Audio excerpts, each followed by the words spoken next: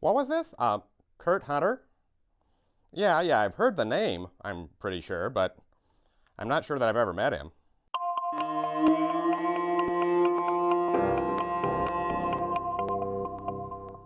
Good, Oh, so we need to get the lights set, getting props set. well, I'm Kathy Hunter, and this is my husband Kurt. We've been married 16 years. We're using this little work light as we rehearse so that we can tell for our cues that we're bringing the lights up and down. Yeah, no, I'll start with Wendell out there. Okay. So-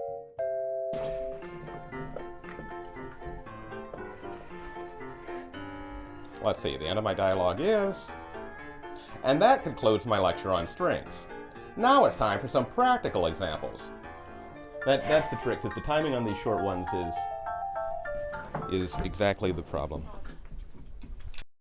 The term marionette is taken back to French nativity plays, where the little Mary figures from the nativity plays became referred to as marionettes. But there's history of string puppetry in China, there's history of string puppetry in India, a very different string of history in Europe.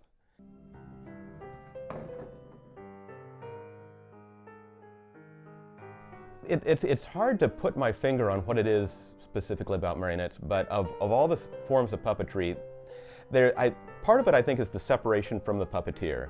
The fact that the strings give you a certain amount of distance, and so the puppet is more on its own than with other styles of puppetry. Of all the forms of puppetry, it's very hard to get marionettes to do anything well. And any movement that the puppet can do is built into the figure. You're not holding on to something directly manipulating it. You've got to make it work through the jointing and through the strings and through the gravity. And working within that kind of tight box. Limitations force you to be more creative, I think, in all endeavors. And marionettes kind of have that in an interesting way. Here's my workshop.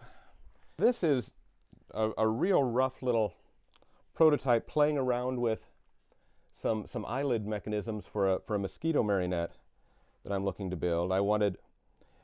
It's easy enough to build something that can start to close the eyes, but I wanted to be able to close eyes and also go in the other direction of being able to open the eyes wider for that nice little shocked look. And it's getting close, but I still need to play with those mechanisms to get really the movement that I want there. Normally we'll perform once or twice a month with the other activities we've got going on, and that's not bad, but it's nice to have more going on at the moment.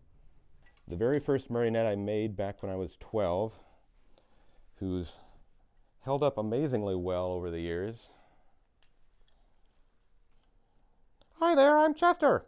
Welcome to Kurt's Puppet Playhouse. Yay!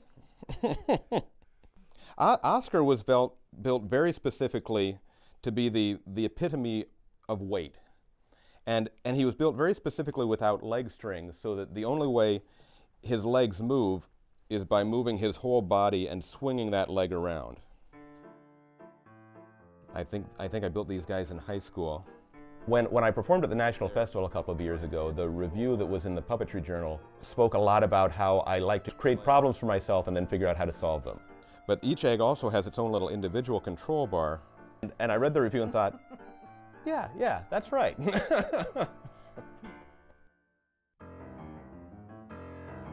Orville is an ostrich who hears other birds singing and flying through the sky. Most people are expecting that they bring their kids to the show to enjoy it. He tries to fly with results that never quite work out. They are very surprised how much they enjoyed it. Just that it wasn't fast-paced like video games and TV shows and things like that. And then takes a completely different tact. My little credo in the back of my head, even 20 years ago, was to create cutting-edge performance art that the whole family could enjoy. There we go. And that's really what fascinates me, is seeing things done in ways that I've never seen done before.